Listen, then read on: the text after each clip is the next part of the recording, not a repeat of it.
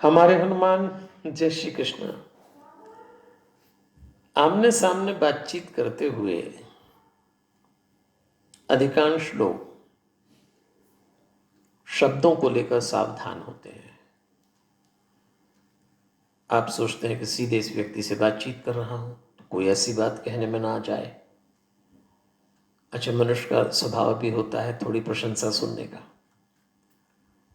तो आमने सामने तो तारीफ भी करते हैं, झूठी हो भले ही। अच्छा, मजेदार बात यह कि जब आप किसी की तारीफ कर रहे होते हैं तो सुनने वाले के मन में रस तो आता है, लेकिन संदेह भी आता है कि पता नहीं सही बोल रहा है कि नहीं बोल रहा है, पर चलो ठीक है, अपने को तो अच्छा लग रहा है सुनना। तो आमने सामने में शब्दों का जो आदान प्रदान है वो बड़ा साफ है, क्योंकि आप आमने सामने हैं। लेकिन किसी के पीठ पीछे जब आप उसकी बात करते हैं और उस समय हमारे शब्द क्या उगल रहे हैं, बस यहीं से निंदा में झांका जा सकता है। याद करिए जीवन प्रबंधन का तीसरा सूत्र, निंदा ना करें। पहला था सत्य, दूसरा अहंकार, आज बात कर रहे हैं निंदा की। मैं आपको एक शेर की एक पंक्ति सुनाता हूं। चंद लफ्जों में जैसे आग छुपा दी गई। जानिसार अख्तर का ये शेर है। उन्होंने अपनी शायरी में लिखा है कि हमसे पूछो कि गजल क्या है, गजल का फन क्या है, तो कहते हैं चंद लफ्जों में कोई आग छुपा दी जाए। और निंदा करने वालों के लिए यही लागू होता है, चंद लफ्जों में कोई आग छुपा दी जाए। जब निंदा करने वाले पीठ पीछे निंदा करते हैं ना, आप देखिएगा। अच्छा, निंदा तो पीठ पीछे ही की जाती है, आग उगलते हैं लोग, आग। और निंदा ऐसा नशा बन जाती है कि फिर आदमी किसी को नहीं छोड़ता, अपना पराया खास टूट पड़ते लोग। निंदा की आदत पड़ जाए तो लोग अपने गुरु को भी नहीं छोड़ते।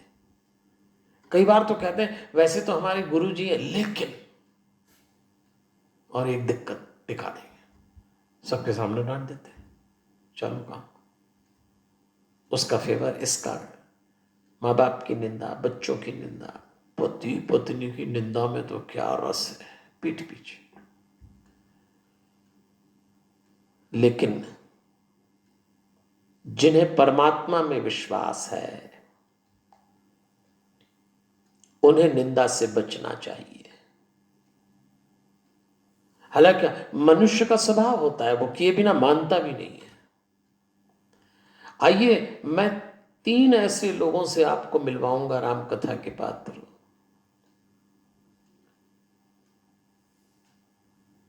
जो भगवान के बहुत निकट रहे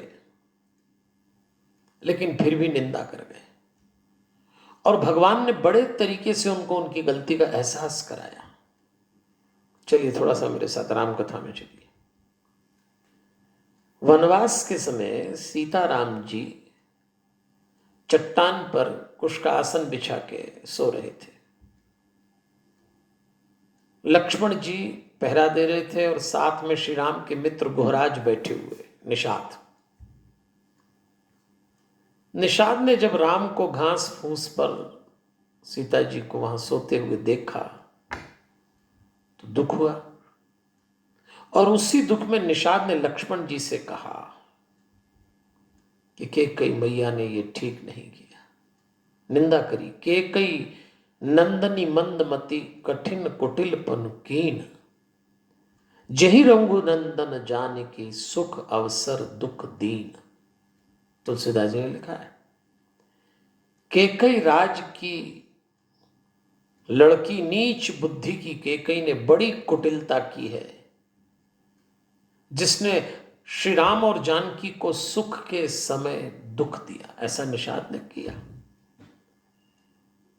भगवान को तो बिल्कुल पसंद नहीं था कि कोई उनकी मां की निंदा करे, तो भगवान ने लक्ष्मण जी के माध्यम से गुहराज को तत्काल उत्तर दिलाया लक्ष्मण ने जब ये सुना तो लक्ष्मण ने गुहराज से एक बहुत अच्छी बात बोली। देखिए निषाद जी, आपको तकलीफ हो रही है पर मैं आपसे एक बात कहना चाहता हूं, काहू न को सुख दुख कर दाता, निज कृत कर्म भोग सब भ्राता। क्या फिलोसॉफी है।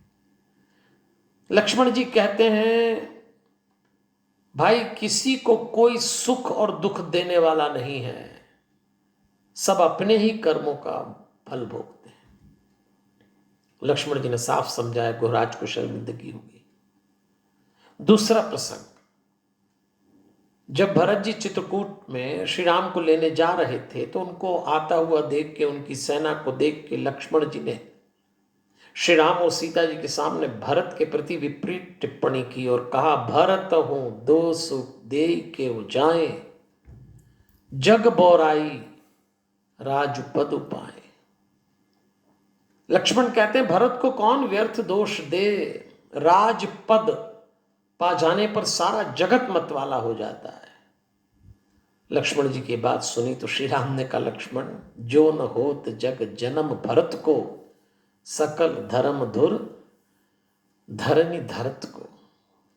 राम कहते हैं यदि जगत में भरत का जन्म नहीं होता लक्ष्मण, तो संपूर्ण पृथ्वी पर धर्मों की धुरी को कौन धारण करता। प्रशंसा की है। लक्ष्मण जी संकोच में आ गए। अब तीसरा उदाहरण,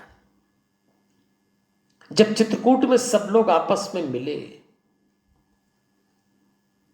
सारे अयोध्यावासी थे, केकई भी थी, तब भरत जी ने अपनी मां केकई की आलोचना कर दी और कही थी कि विधि न सकऊं सही मोर दुलारा, नीच बिच जननी मिस पारा।